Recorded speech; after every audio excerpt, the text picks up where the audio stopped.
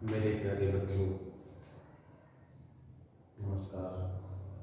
आपका राजनीति विज्ञान BL ऑनलाइन क्लासेस में स्वागत है।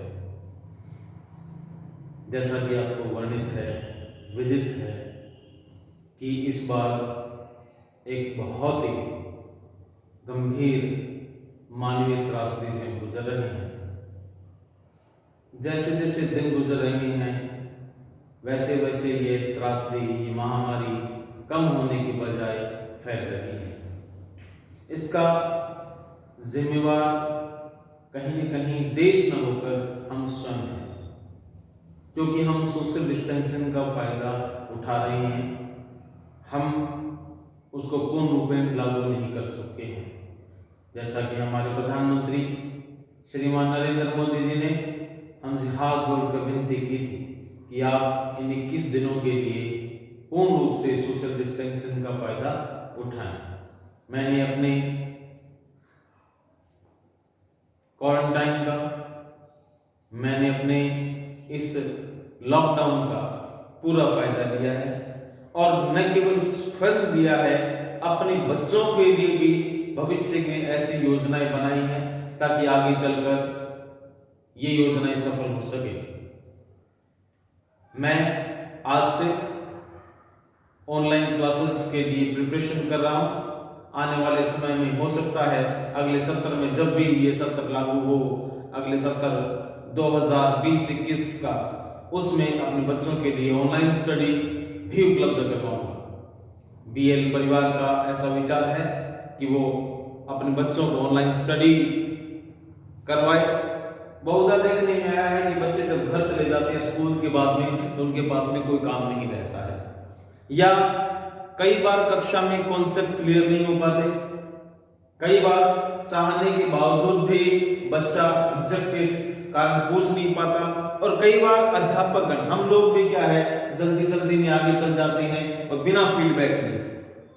ऐसे में कोई ना कोई टॉपिक बच्चे के दिमाग में रह जाता है और वो टॉपिक जो है वो आगे चलकर उसे बड़ी परेशानी पैदा करता है जब वही टॉपिक परीक्षा में आ जाता है। और बच्चे को हमेशा ही, मैंने देखने में आया है, last year, before last year बच्चे आए और 1 नंबर का प्रश्न छोड़ाए, 2 नंबर का प्रश्न छोड़ाए, और कारण उन्होंने बताया कि जब सर आप पढ़ा रहे थे तो हमने इस टॉपिक पे डिस्कस नहीं किया, उस समय हम भूल गए, या आपने जब बताया तब हमारा ध्यान कहीं और था, हम जो है कहीं और कुछ सोच रहे थे, तो वो टॉपिक मिस कर गए।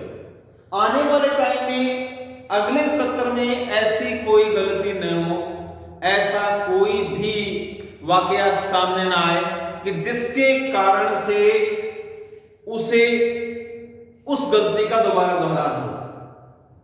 हम राजनीति विज्ञान के विद्यार्थी पूर्ण रूप में इसके प्रति समर्पित है कि इस बार 100 में से 100 अंक लाने ही है, और फिर इसके लिए चाहे हमें किसी भी स्तर पर जाकर अध्ययन करना पड़े।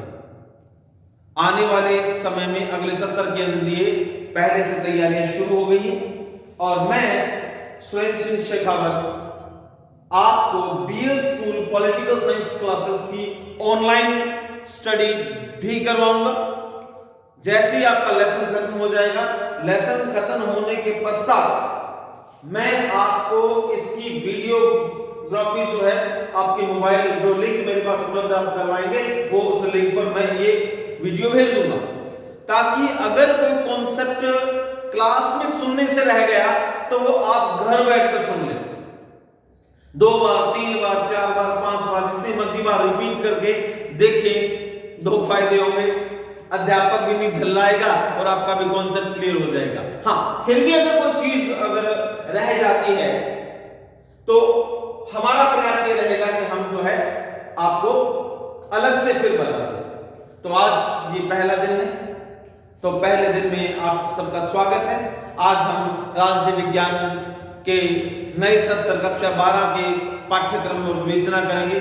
जैसा कि आपको मालूम है, आपको तो मालूम ही है कि कक्षा 11 में बिना परीक्षा दिए ही पास हो गए, लेकिन ये कक्षा 12 में नहीं होगा, क्योंकि अभी सरकार ने बोर्ड क्लासेस के एग्जाम के लिए कोई निर्णय नहीं दिया है।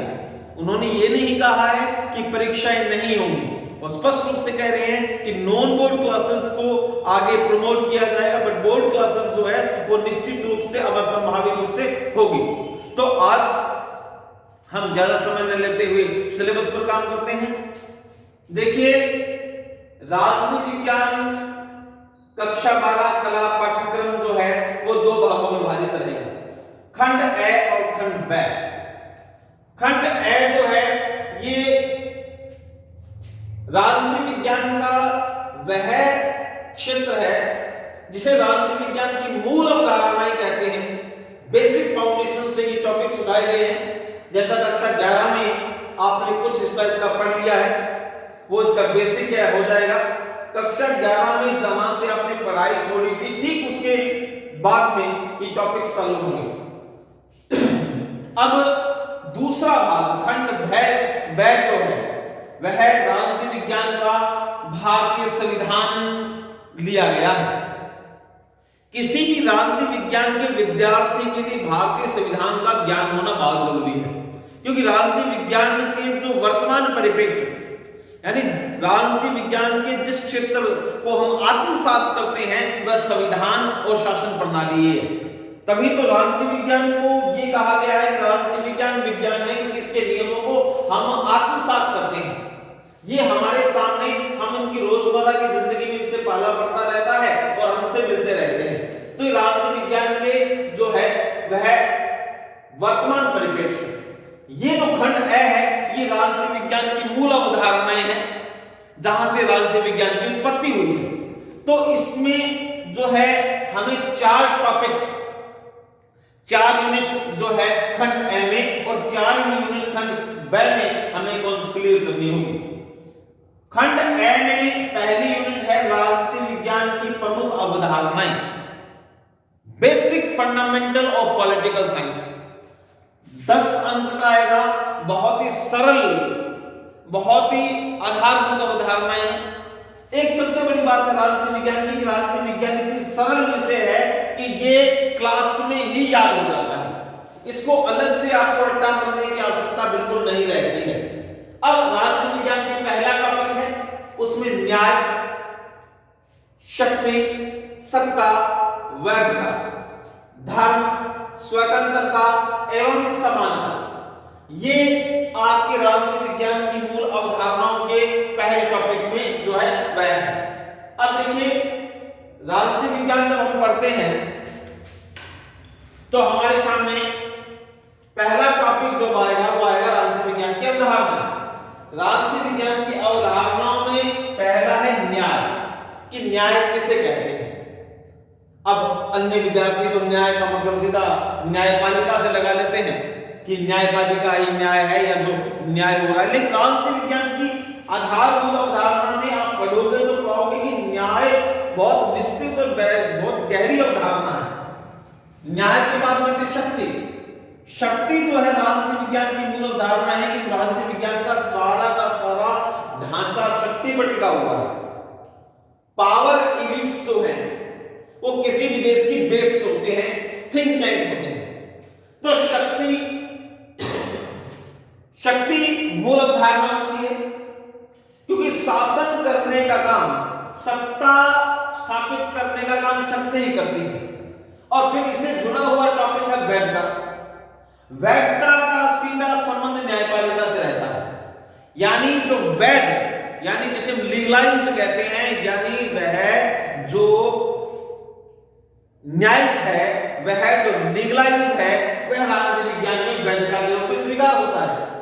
तो शक्ति जब शासन करती है तो वैध है कि नहीं है, इस बात का फैसला पहले यूनिट में करेंगे।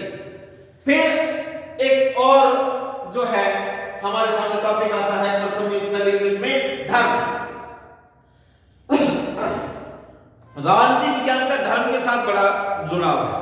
अगर राजनीति, स्पेशली हम भारतीय राजनीति विज्ञान के बारे में अगर हम विचार करते हैं तो हम एक बात पाएंगे कि धर्म जो है वो सबसे मूल अवधारणा में शामिल है, क्योंकि धर्म को कहीं न कहीं राजनीति से लेके वर्तमान से लेके निवर्तमान तक में जोड़ा जाता है।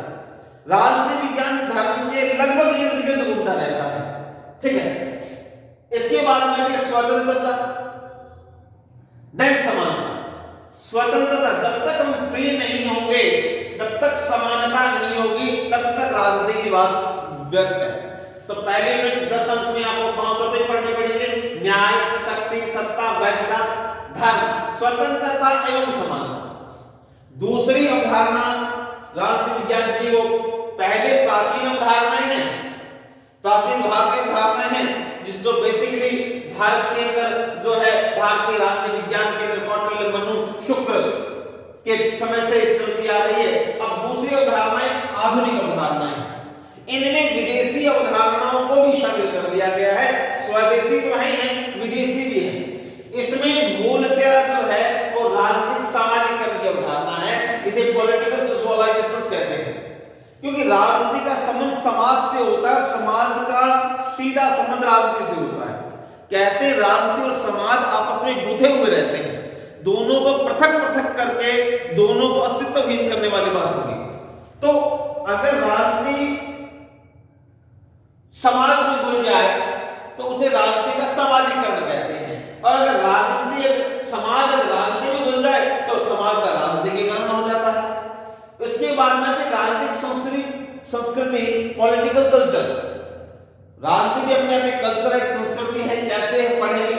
फिर राजनीति में सहभागिता, how to you contribute in political science, यानी राजनीति विज्ञान में या राजनीति में आप कैसे कंट्रीब्यूट कर सकते हैं, किस तरीके से एक सामाजिक व्यक्ति राजनीति में सहभागी हो सकता है, ये राजनीति सहभागिता में पढ़ेंगे। तीसरी हमारी खंड ए की यूनिट है, वह है राजनीति की विचारधाराएं। राजनीति एक बहुत ही विस्तृत, गहन और गहरा विषय है। इसके अंदर विचारधाराएं शामिल रहती हैं, क्योंकि राजनीति वह है ही विचारधाराओं का खेल। क्योंकि वास्तव में किसी भी देश की राजनीति उस देश की मौलिक विचारधारा होती है। जैसे हमारे चेहरे, हमारे हाथों की रेखाएं किसी अन्य आदमी से नहीं मिलती, इसी तरीके से एक देश की राजनीति दूसरे देश की राजनीति से नहीं मिलती, क्योंकि राजनीति किसी भी देश का चेहरा होती है। क्योंकि राजनीति वास्तव में उसमें रह रहे लोगों के स्वभाव, उनके मनोभाव, उनकी विचारधाराओं, उनकी सोच से निर्मित है। प्लेटो ने बहुत पहले कह दिया था कि राज्य पत्थरों में, चट्टानों में नहीं बसता, ना ये बलूत के पेट पे बसता है। राजनीति तो जो है वह है लोगों के चरित्र में, उनकी विचारधारा में बसता है। तो राजनीतिक विचारधारा में पहली विचारधारा है उदारवाद, लिबरलिज्म। उसके बाद में समाजवाद, सोशलाइज्म। उसके बाद में आता है मार्क्सिज्म, देन गांधीज्म। गांधीज्म, उदारवाद, लिबरलिज्म एक विदेशी विचारधारा जो निकलकर आई तो थी विदेशों से, लेकिन भारत में घुल मिल गई, ठीक है। इसके बाद में समाजवाद, यूरोपियन विचारधारा। समाज को ये मुख्यता देते हैं, प्रायोरिटी देते हैं, समाज इनके लिए सर्वोपरि है। उदारवादी क्या करते हैं, ये बीच की बात करते हैं। ये जो है वह पूंजीवाद और समाजवाद के बीच का रास्ता निकालते हैं। उदारवादी कहते हैं कि कुछ भी हो, कोई भी तरीका हो, मुनाफा होना चाहिए, डजंट मैटर। समाजवाद समाज की बात करता है, ये सोशलाइजिंग की बात करता है। ये सब समाजवादी कहते हैं कि थोड़ा ही मिले चाहे सबको मिले, और उदारवादी कहते हैं कि जी सबको उसकी योग्यता अनुसार मिले। दोनों के अलग अलग कॉन्सेप्ट हैं, दोनों अपनी जगह सही भी है और गलत भी है। उदारवाद जहां मेहनत का पूरा मूल्य देना चाहता है, वहीं समाजवाद वो है वो सबको देना चाहता है। इसके बाद में मार्क्सवाद, एक बहुत ही विशेष और यूं कहीं बहुत ही क्रांतिकारी विचारधारा। जर्मन आइडियोलॉजिकल कार्ल मार्क्स से निकल कर आई ये विचारधारा। जिन्होंने अपनी एक विशेष विचारधारा पैदा की, जो चाहती है कि गरीबों को उनका हक मिले वो सबसे पहले मिले। इनकी विशेष बात यह है कि गरीब बेसहारा लाचार लोगों का समर्थन करते हैं मार्क्सवाद।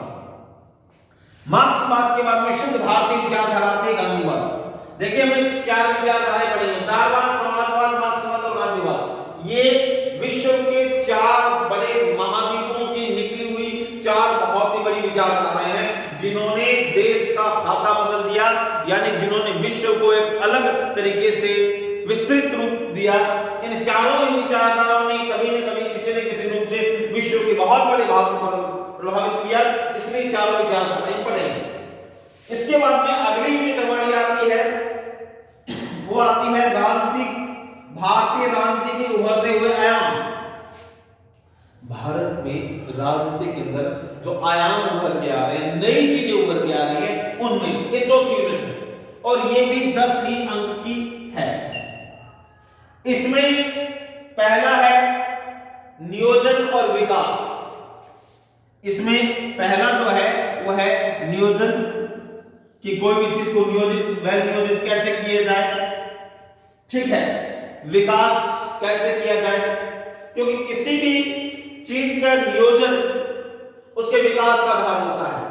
जब तक किसी भी चीज का प्रारूप या नियोजन तैयार नहीं हो तो वो विकास नहीं कहलाएंगे, क्योंकि विकास का मतलब ही होता है क्रमबद्ध तरीके से किया गया विकास, जो स्टेप बाय स्टेप हो। एक एरिया, एक क्षेत्र विशेष का, या एक वर्ग विशेष का, या जाति विशेष का, या धर्म विशेष का, या संस्कृति विशेष का किया गया विकास नहीं होता है। यह विकास जो है वह सर्वांगीण समाज का होना चाहिए। इसके लिए जो सबसे महत्वपूर्ण आयोग हमने बनाया हुआ है वो नीति आयोग है। अगला है पर्यावरण और प्राकृतिक संसाधन, कि हमें जो बाय नेचर जो हमें जो रिसोर्सेज उपलब्ध हैं, उन रिसोर्सेज का वेल स्पेंड कैसे करें, उनका उपयोग कैसे करें। इसके बाद में आती है भारत और वैश्वीकरण। भारत का विश्व के साथ में अटैचमेंट, भारत का विश्व के अन्य देशों के साथ अटैचमेंट, विचारधारा से अटैचमेंट पड़ेगी। चौथा टॉपिक हमारा है नव सामाजिक आंदोलन। नव सामाजिक आंदोलन में हम महिला आंदोलन विशेष रूप से पढ़ेंगे, महिलाओं का राजनीति में भागीदारी क्या है। उसके बाद पर्यावरण संरक्षण आंदोलन, यानी एनवायरमेंटल सेव, जो हमारे जो कंट्रीब्यूशन हुए, आंदोलन हुए हैं, वे भी बड़े महत्वपूर्ण रहे हैं, जिन्होंने राजनीति को प्रभावित किया है। 5वां हमारा टॉपिक है सामाजिक और आर्थिक न्याय। समाज और अर्थ दोनों न्याय के आयाम हैं, कैसे हैं पढ़ेंगे, और साथ में महिला आरक्षण के बारे में पढ़ेंगे। तो ये हमारा खंड ए था, जो हमारा 40 अंक का रहेगा। 40 अंक के अंदर हम जो है वो अलग अलग तरीके से अलग अलग टॉपिक पढ़ेंगे। इसमें प्रमुख अवधारणाएं 10 अंक, आधुनिक अवधारणाएं 10 अंक, भारतीय राजनीति के उभरते आयाम 10 अंक, और उसके पश्चात जो है मतलब भारतीय राजनीतिक विचारधारा 10 अंक। तो ये 10, 20, 30 और 40 अंक का पहला भाग होगा। उसके बाद में खंड ब जो है वह भी 40 अंक का रहेगा। इस 40 अंक के अंदर सबसे पहले हमारा टॉपिक आता है भारतीय संविधान, द इंडियन कॉन्स्टिट्यूशन। भारतीय संविधान, इस टॉपिक में हम भारतीय संविधान की विशेषताएं, जो साइलेंट फीचर हैं वो पढ़ेंगे। उसके बाद में पढ़ेंगे फंडामेंटल राइट, मूल अधिकार के साथ में पढ़ेंगे नीति निर्देशक तत्व के साथ में पढ़ेंगे मूल कर्तव्य, और साथ में पढ़ेंगे संघीय व्यवस्था के आधारभूत तत्व। हमारी संघीय व्यवस्था के आधारभूत तत्व क्या है ये भी हम पढ़ेंगे। तो राजनीति विज्ञान के खंड ब के पहले टॉपिक में हम भारतीय संविधान की विशेषताएं पढ़ेंगे। भारत के संविधान क्यों विशेष है, किस लिए विशेष है, क्या कारण है कि दुनिया के सर्वोत्तम संविधान में हमारी गिनती होती है, क्या कारण है कि we are the best in the throughout the world, because the Indian constitutions are the very top and highly profile Indian constitutions of the world. विश्व में अगर अत्याधुनिक संविधानों की बात करें एक विकसित संविधानों की बात करें या हम बात करें उस संविधान की जिसने पूरे बहुत थ्रू ऑफ द इंडिया या बहुत बड़े भाग को टैकल किया है, तो वो एकमात्र भारत का संविधान है। बहुत सी विशेषताएं हैं जो हमें बहुत ऊपर तक लेके जाती है। इसके बाद में अगला हमारा टॉपिक है भारत में शासन, कि भारत में शासन व्यवस्था किस तरीके से हैंडल होती है। भारत में शासन व्यवस्था के लिए सबसे महत्वपूर्ण काम है संसद का। संसद में हम लोकसभा पढ़ेंगे, राज्यसभा पढ़ेंगे। लोकसभा और राज्यसभा के काम क्या है, चुनाव कैसे होता है, किस तरीके से विधेयक पारित होता है, क्या इनका रोल है और ये कैसे काम करते हैं। उसके बाद में अगला टॉपिक हमारा आता है कार्यपालिका। इसमें हम कार्यपालिका में, जैसा कि आपको पता है कि हमारे यहाँ पे ड्यूल जो है कार्यपालिका है।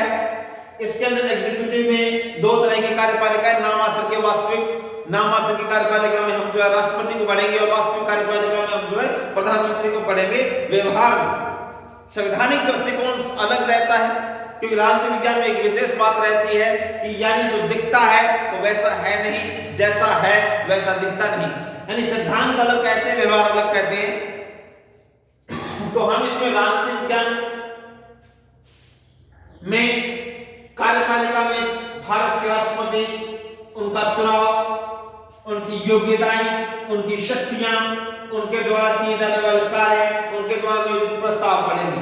उसके बाद में भारत के प्रधानमंत्री का चयन, उसके बाद में भारतीय संसद का चयन, भारतीय मंत्रिमंडल का चयन किस तरीके से होता है, सारा कार्यपालिका में पढ़ेंगे।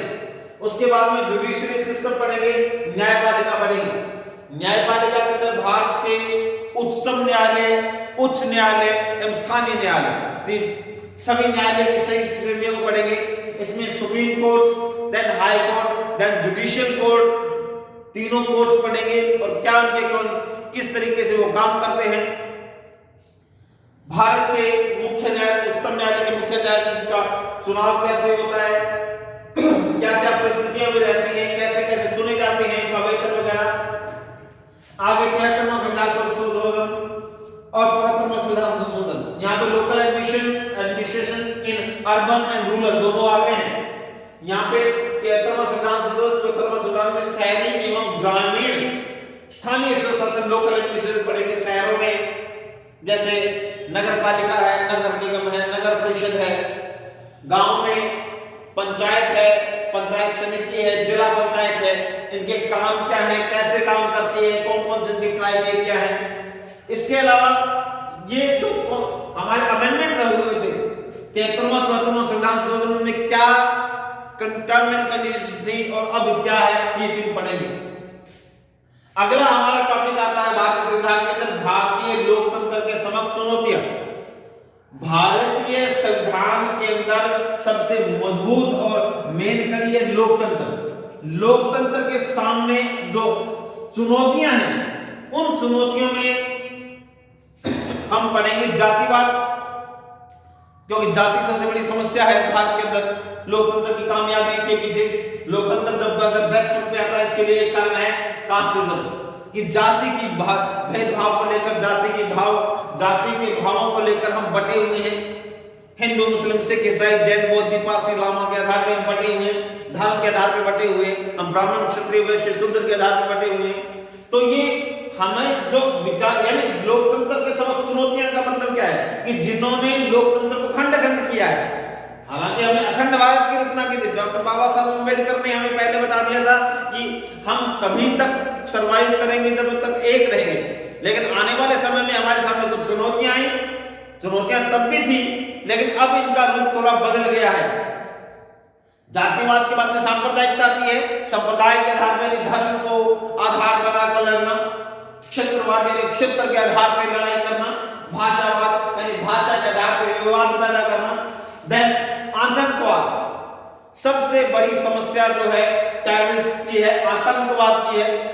ये भय पैदा करते हैं और देश की राजनीति को जो है नुकसान पहुंचाते हैं। उसमें ये तो है बाहर की समस्या, ये समस्या समाज से संबंधित है। जातिवाद, सांप्रदायिकता, क्षेत्रवाद और भाषावाद, ये सामाजिक समस्याएं हैं, इनमें सोशल कंट्रीब्यूशन है।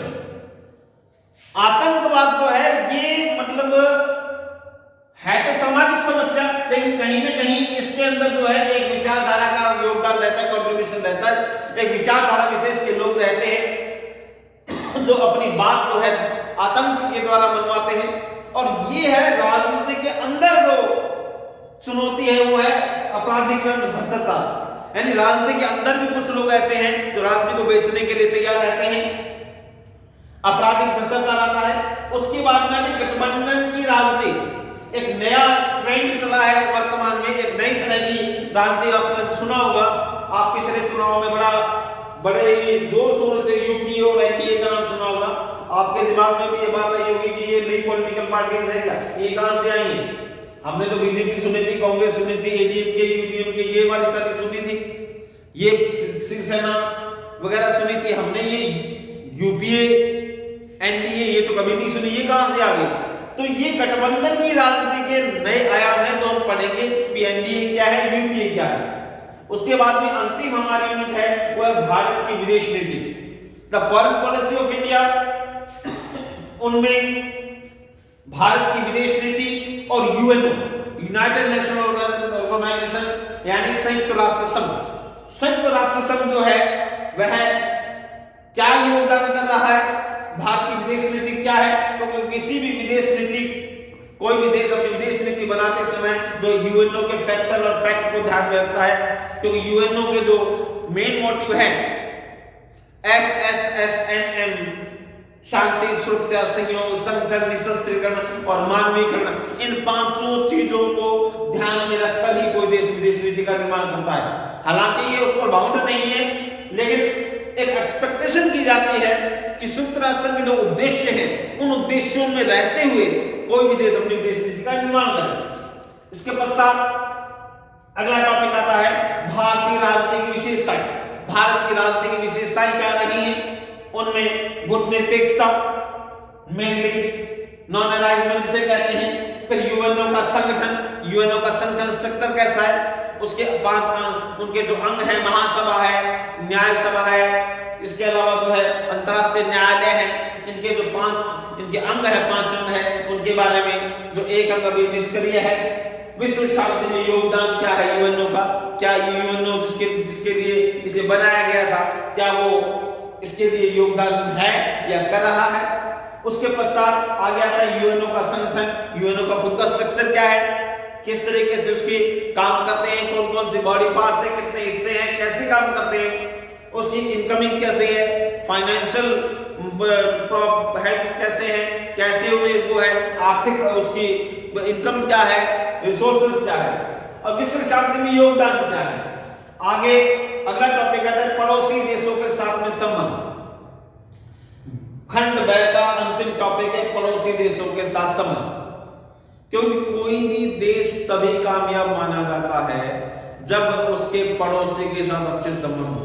हमारे राजनीतिक व्यवहार में, चाहे सामाजिक व्यवहार में, उस घर को अच्छा माना जाता है जो पड़ोसियों के साथ में अच्छा बिहेव होता है, अच्छा योगदान होता है, अच्छे तरीके से काम करता है।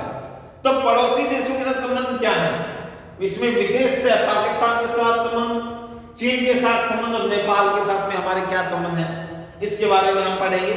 और अंत में क्षेत्रीय संगठन जो बनाए गए हैं हमारे आसियान और सार्क, ये क्षेत्रीय संगठन है, हमने एशियाई लोगों ने मिलकर बनाए हैं हमारे मदद के लिए, सबकी मदद के लिए। तो ये है स्टूडेंट्स राजनीति विज्ञान की 2 खंड जो हम पढ़ेंगे। 40 नंबर का जो है वो भाग ब है और 40 अंक का जो है भाग ए है, और ये कुल मिला के 80 अंक बनते हैं। 80 अंक जो है आपको माध्यमिक शिक्षा बोर्ड राजस्थान की वार्षिक परीक्षा के में फाइट करने होंगे। 20 अंक सत्रांक के रूप में विद्यालय से जाते हैं, कुल 100 नंबर का पेपर रहेगा। तो ये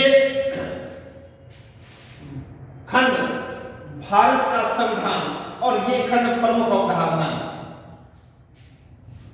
अब सबसे बड़ी बात ये है कि ये एक आपको देखने में बहुत बड़ा लग रहा होगा, लेकिन आपको एक बात बता दूं, ये सारा का सारा टॉपिक जो है ये आप बीए द्वितीय वर्ष में ऐसा कैसा पढ़ेंगे, यानी कक्षा 12 को आप बहुत अच्छे से पढ़ लेते हैं तो आपको बीए पार्ट सेकंड में भारतीय राजनीति विज्ञान, शासन एवं कार्य प्रणाली पढ़ने की आवश्यकता नहीं रहेगी, या सब मतलब बहुत ज्यादा कठिन नहीं लगेगी आपको किताब, क्योंकि ये भारतीय संविधान आपको आपके बीए द्वितीय वर्ष के द्वितीय पेपर के रूप में आपके सामने आ जाएगा। खंड ए जो है ये राजनीति विज्ञान की प्रमुख अवधारणाएं, अगर आप बीए प्रथम वर्ष के अंदर राजनीति विज्ञान को अपने ऐच्छिक विषय के रूप में चयन करते हैं तो बीए फर्स्ट ईयर के का प्रथम पेपर लगता है फाउंडेशन ऑफ पॉलिटिकल साइंस, राजनीति विज्ञान की मूल अवधारणाएं। ये paper as it is 80% paper जो है वो आपको उसमें पढ़ने को मिलेगा। तो हो गए दो फायदे। अगर कक्षा 12 में आप बहुत बढ़िया तैयारी करते हैं तो बीए फर्स्ट ईयर और बीए सेकंड ईयर का एक एक पेपर क्लियर होता है आपका। बीए फर्स्ट ईयर का दूसरा पेपर जो थी आपको द इंडियन थॉट्स, भारतीय विचारधारा, जो आपने कक्षा 11 के अंदर पढ़ लिया है, मनु, शुक्ल, कौटिल्य, राजा राम मोहन राय, दयानंद सरस्वती, बी आर अम्बेडकर, नेहरू, लाला लाजपत राय, बाल गंगाधर तिलक, डॉक्टर एपीजे अब्दुल कलाम आजाद। इसके बाद में जो है और जो अन्य विचारक हैं, महागोविंद रनाडे हैं, मानवेंद्रनाथ रॉय हैं, ये आपने पढ़ लिए। तो कक्षा 11 की किताब का जो दूसरा भाग था वह बीए प्रथम वर्ष में आ गया। अब रही कक्षा 11 के पहले भाग की बात, तो कक्षा 11 के पहले भाग में जो आपने पढ़ा था वह सारा का सारा बीए प्रथम वर्ष का बता हुआ 20% है। तो कक्षा 11 और कक्षा 12 में जो आपने राजनीति विज्ञान पढ़ी थी ये वेस्ट दी जाएगी, ये आपके बीए प्रथम वर्ष और बीए द्वितीय वर्ष के अंदर काम आएगी। और ये जो टॉपिक है आपके यहाँ पे भारत की विदेश नीति और ये जो यूनिट है ये आपके बीए तृतीय वर्ष के अंदर the foreign policy of India as it is आपको पढ़नी पड़ेगी इंटरनेशनल रिलेशंस के अंदर। समझ में आई बात? तो आज के लिए इतना ही। अगली क्लास जब हम लेंगे तो उसके अंदर अब मैं 1 बाय 1 आपको टॉपिक पढ़ाएंगे। कल आपसे निवेदन है कि अगर आपके पास में पाठ्य पुस्तक है, नहीं है तो अपने पड़ोसी यानी जो कक्षा 12 उत्तीर्ण कर चुके हैं, जो उन्होंने परीक्षाएं दे ली हैं, उनसे आप किताबें ले लीजिए। एक बार तो लॉकडाउन के कंडीशन में आपको किताबें नहीं मिल पाएंगी, नहीं, लेकिन एक बार पुरानी किताबों से काम चलाइए और आप जो है उन किताबों को पढ़िए। तो कल से हम जो है भारतीय संविधान ये हिस्सा जो है चालू करेंगे। आपकी इच्छा है, अगर ये चालू नहीं, चलो कोई बात नहीं, ये चालू कर लेंगे, कोई दिक्कत नहीं। तो इसका पहला टॉपिक न्याय कल पढ़ के आइएगा। आप स्क्रीनशॉट ले लीजिए और ध्यान से उतार लीजिए और अच्छे तरीके से, मैं कहूंगा स्क्रीनशॉट ले, समय बचेगा और इसे जो है संजो के रखें। धन्यवाद।